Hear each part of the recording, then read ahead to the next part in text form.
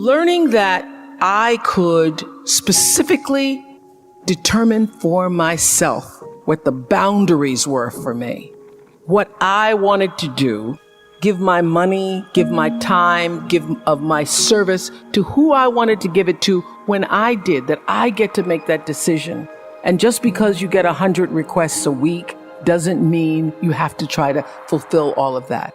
Just because you have all of these demands on your time and on you doesn't mean that you have to say yes. You get to decide because you're the master of your fate, the captain of your soul, as William Ernest Henley said in Invictus. And understanding that really changed the meaning of my life, in that I was no longer driven by what other people wanted me to do, but took charge of my own destiny, making choices based upon what do I feel is the next right move for me.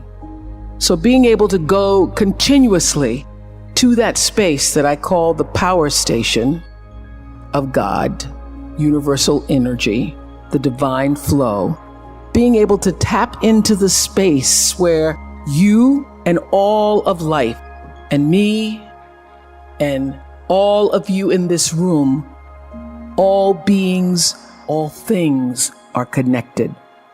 We had a meditation this morning where we talked about entering that space. That space is real. You cannot, in my opinion, have a meaningful life without a life of self-reflection, of spiritual and moral inquiry, and knowing who you are and why you are truly here. Spiritual self-reflection, to understand who you are and why you are here. And when you understand the depths of that, you allow yourself to tap into the space of that which is the force, the universal energy, the divine flow.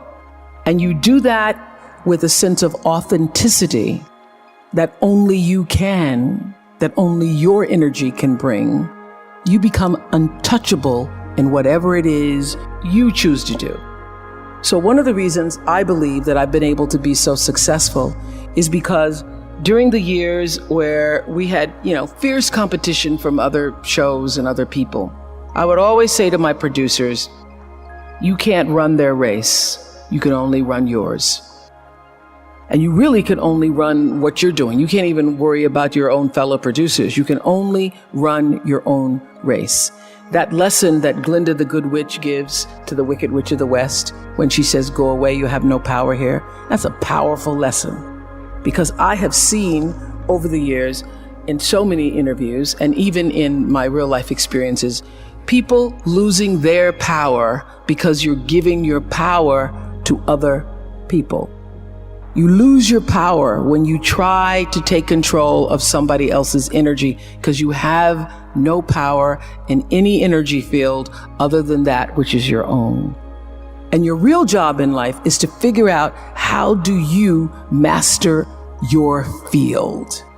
How do you do that? By consistently choosing love, by living in the space of gratitude, and knowing that that power that you feel from time to time comes from a source that is greater than yourself, because nobody gets out of here alone.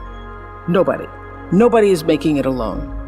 And when you are trusting when you are afraid, when you are sad, when you are unable to make a decision, when you are challenged, when you are moving in the direction of all that which is fearful, it's because you're trusting in your own power. My ability to step into literally the flow and grace that I call God is what has gotten me here. And I consistently mind that, because having a spiritual life isn't something that you can attain because you already are a spiritual life. Pierre Teilhard de Chardin said, we're spiritual beings having a human experience. I know this to be true. So it's not like you can go out seeking a spiritual life. You already are one. And the real job is for you to become aware of the soul's calling and the spirit that resides in, above, around, and through you. And be about the business of fulfilling that. There is no one else in creation like you. There's nobody like you. And what you've come to do and what you have to offer is like no other, even if they're all doing the same thing. Although everybody's in the same class doing very similar things, no one brings the level of uniqueness and authenticity that you can bring. Nobody does it like you. And understanding that what you have to offer, what you've come to give to the planet, is your gift, your offering in a way that nobody else can, and how much that matters. It matters to you, it matters to the people that you love, and it matters to our planet that you are here. It's just, it's a miracle. It's a miracle that we get to be here. When you change the way you look at things, the things you look at change. Albert Einstein once observed that you have the most fundamental and major decision that you have to make in your life is this: do I live in a friendly or a hostile universe? Which is it? Is it a universe that is filled with hostility and anger and people wanting to hate each other and people wanting to kill each other? Is that what you see? Because when you see the world that way, that's exactly what you will create for yourself in your life. This is from great scientific minds.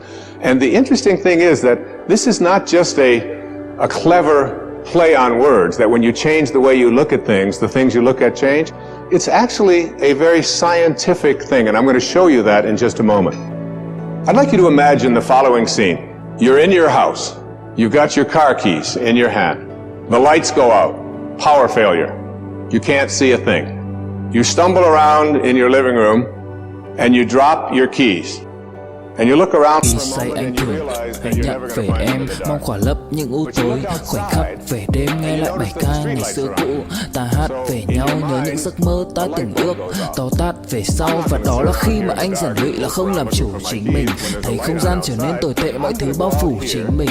Em đâu còn như điều anh mơ, anh cũng tự nhủ chính mình. Nhưng mà thôi em, nào ai giỏi mà đủ tính tình, chẳng thể vươn tới được cảnh cao dù anh có nhã ý trẻ. Trong cơn say mọi thứ cuồng quay, anh trở thành gã chí phèo. Yêu chân thành là không thay lòng dù em có như thị nở. Ý anh là em như cô Tấm, nhìn em như thị nở. Đêm vắng nàng ngón tay xám vàng vì đốt cả bao thuốc lá. Căn phòng chung khi xưa nồng ấm, bây giờ sao bút giá. Một thói xấu mà anh đã quen khi em không ở bên lâu. Anh thường ngồi trong một góc tối nhậu suốt cả đêm thâu. Em mang con tim anh đi đâu, khiến anh mù quáng vẫn cố sáng mỗi khi đau. Em mang con tim anh đi đâu, điều gì trong vắng để xứng đáng ước bên nhau. Em mang con tim anh đi đâu, khiến anh mù.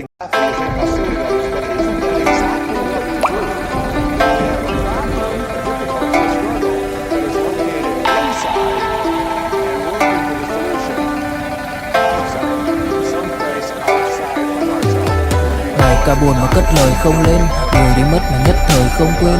Lòng u tối dù đất trời không đêm, kể từ khi sống lấy lất đời không em. Đầu quay cuồng trong hơi men, đưa chân về nơi quen, dấu vết chẳng hề phai. Và rồi chợt nhận ra và vô tình khơi thêm ký ức buông lơi êm mà đã từng kể vai và ngồi. Chẳng cần thiết phải viết lên sử sách mà lại phải nếm trải chuyện não nề.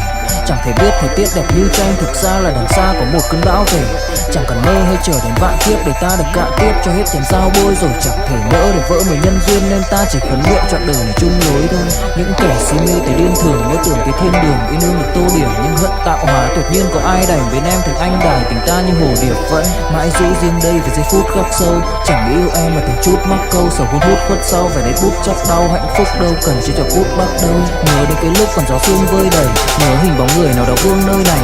Trong vài khoảnh khắc mong có được đôi tay ấy cố lau đi bờ mi khi nào thường hơi cay. Xa một người và bước qua cuộc đời không phải xa đi vĩnh viễn mà chúng ta chỉ tạm chịu lấy. So whatever it is you'd like to attract into your life, whatever you'd like to accomplish, whatever you'd like to do in your life, if you start from a spiritual place, a place of all things are possible, if I return, to that place, and then I begin to visualize, and I begin to use my imagination, because everything that we see around us, everything in this world was once imagined. Em đến nhẹ nhàng như cách em đi qua cái khoảng lãng mạn như thi ca, khiến anh chẳng nhớ được gì cả, chỉ chút vội vã anh ghi. Và anh không biết được là đôi mình còn gần bên nhau bao lâu nữa. Nhiều lúc anh nghĩ hay thôi mình có lẽ là đừng yêu nhau nữa, vì cãi vã nhiều quá anh mệt lắm, chia tay nhiều quá anh mệt lắm, tất cả ở em đều mệt lắm. Nhưng rồi thời gian cũng hết năm, em thì vẫn ở đó, vẫn nắm chặt tay, vẫn kể mùi sát môi. Anh thì vẫn như vậy, vẫn nghệ sĩ nghèo chỉ có lời hát thôi. Em à, người ta mất nhau trong 2 tuần và ta xa nhau cũng 2 lần. Anh không có phải thằng khờ, cũng biết trái tim đâu đó đã phai dần. Phải cần một sự liều lĩnh để thấy mình còn luyến thương nữa không. Mình sống với nhau như vợ chồng, những tình thế này thì chưa giống bài nhạc anh viết vẫn chưa xong. Liệu rằng ngày đó có